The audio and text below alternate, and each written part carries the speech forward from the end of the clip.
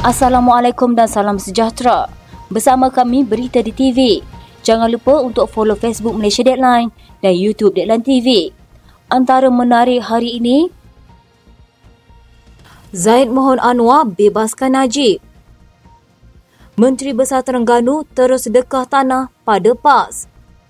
Siapa 3 Panglima UMNO Johor masuk Perikatan Nasional. Hadi Awang tuduh DAP punca 13 Mei. Perkembangan terbaru berkenaan pilihan raya negeri Kelantan menyatakan bahawa PAS berkemungkinan akan mengambil 2 lagi kerusi milik bersatu untuk ditandingi parti itu. Jika ia menjadi kenyataan, bermakna PAS akan meletakkan calon di 39 daripada 45 kerusi yang dipertandingkan dalam Dewan Undangan Negeri terbabit. Bersatu pula hanya bertanding di 6 kerusi. Timbalan Pesuruhjaya PAS Kelantan, Muhammad Ahmad Abdullah berkata, sebelum ini kedua-dua parti memutuskan PAS bertanding di 37 kerusi dan 8 kerusi ditandingi bersatu. Katanya mungkin akan bertambah kerusi PAS di Kelantan sebab kita minta supaya daripada 8 kerusi yang dimenangi UMNO itu diberikan 2 kerusi kepada PAS. Setakat ini bersatu bersetuju dengan cadangan kita iaitu memberi 2 kerusi lagi manakala mereka bertanding di 6 kerusi. Bagaimanapun keputusan akhir belum dibuat lagi.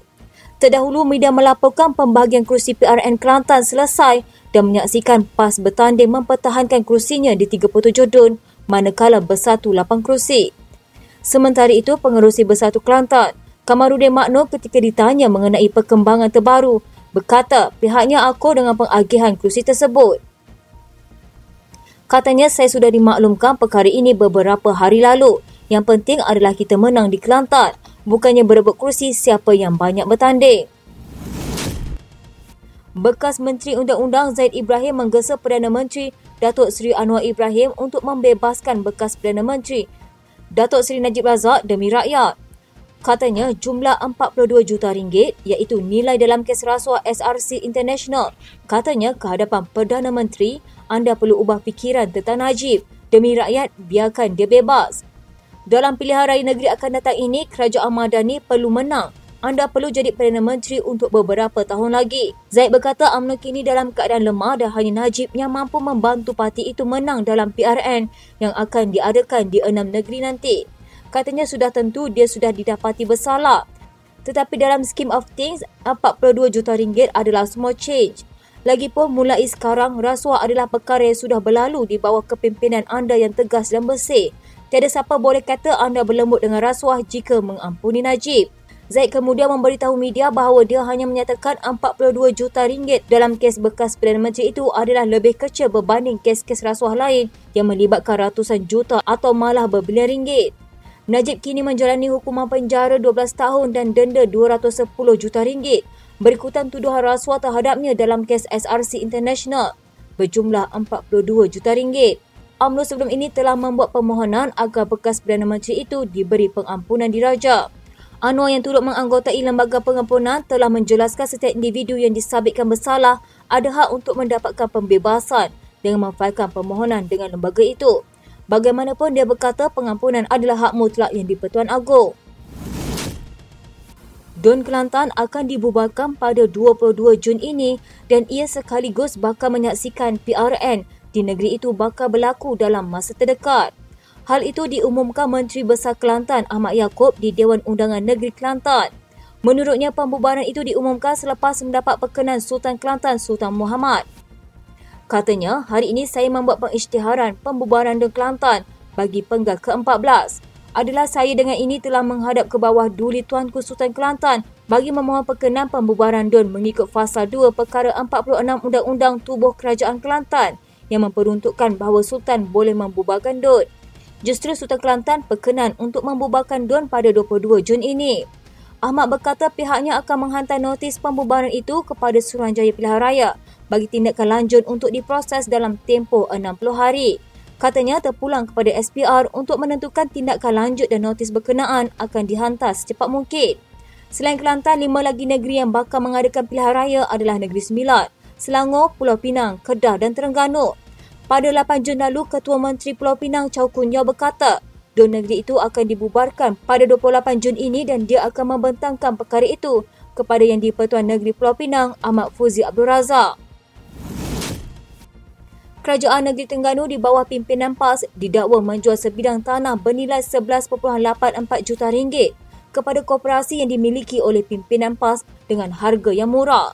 Tanah tapak pasar malam di Tok Adis, Kuala Ibai seluas 3.5 ekar itu didakwa dijual dengan harga yang murah untuk dibuat projek perumahan oleh kerajaan negeri kepada koperasi itu walaupun telah dibantah oleh beberapa jabatan kerajaan. Kelulusan itu dibuat pada mesyuarat Esko Kerajaan Negeri Terengganu yang dipengerusikan oleh Datuk Seri Ahmad Samsuri Mokhtar pada Februari 2021 dengan harga RM2.36 juta sahaja. Namun koperasi berkenaan telah membuat rayuan agar harganya diturunkan lagi. Sebelum kelulusan diberikan, 3 badan kerajaan telah membantah cadangan pemberian itu iaitu Pejabat Tanah Kuala Terengganu yang meminta ia dikekalkan sebagai tanah kerajaan untuk dijadikan kawasan lapang untuk penduduk kawasan itu. Jabatan Kerja Raya Kuala Terengganu juga membantah cadangan pemberian itu kerana ia perlu dikekalkan sebagai kawasan lapang sebagaimana pelan asal pembangunan. Majlis Bandar Raya Kuala Terengganu juga membantah cadangan pemberian itu kerana ia bercanggah dengan pelan asalnya. Pendedahan awal skandal ini dibuat oleh Terengganu Coverage, manakala Pengarah Komunikasi UMNO Datuk Lomar Adam telah mengulangi dakwaan ini melalui media beliau. Sebelum ini, tanah seluas 11,259 meter persegi berdekatan bangunan Badan Perhubungan PAS Negeri Terengganu bernilai RM29.3 juta dikatakan dijual kepada Persatuan Isteri Wakil Rakyat dan bekas Wakil Rakyat Terengganu, Khairunisa, dengan hanya RM500,000. Lapor portal The Corporate Secret, keputusan membabitkan tanah strategik di Kuala Terengganu itu dibuat Menteri Besar Datuk Seri Dr. Ahmad Samsuri Mokhtar dan ahli-ahli Majlis Mesyuarat Kerajaan Negeri. Walau bagaimanapun, pihak pendaftar tanah Kuala Terengganu dan Majlis Bandaraya Kuala Terengganu juga tidak bersetuju tanah itu diserahkan kepada Khairunisa. Ura-ura 3 Panglima UMNO Johor kini disebut-sebut bakal menyertai Perikatan Nasional adalah dari Johor, menurut laporan media.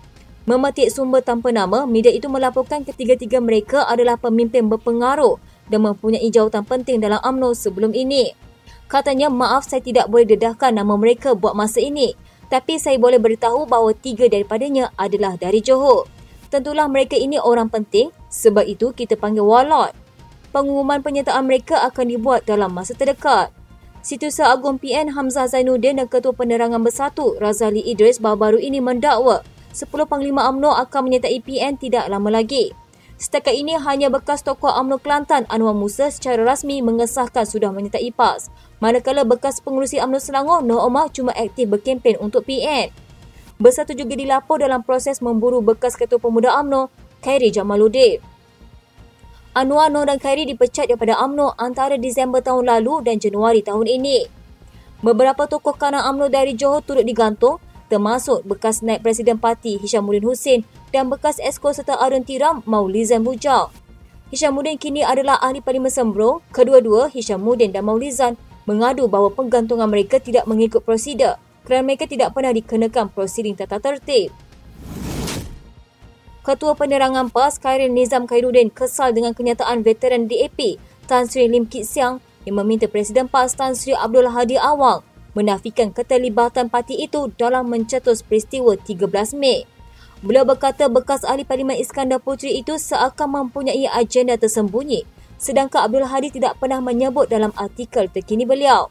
Katanya Tuan Guru dalam rencananya hanya menyebut sebagai peringatan iaitu Malaysia pernah mengalami peristiwa 13 Mei 1969 yang menjadi sejarah hitam dalam hubungan masyarakat majmuk.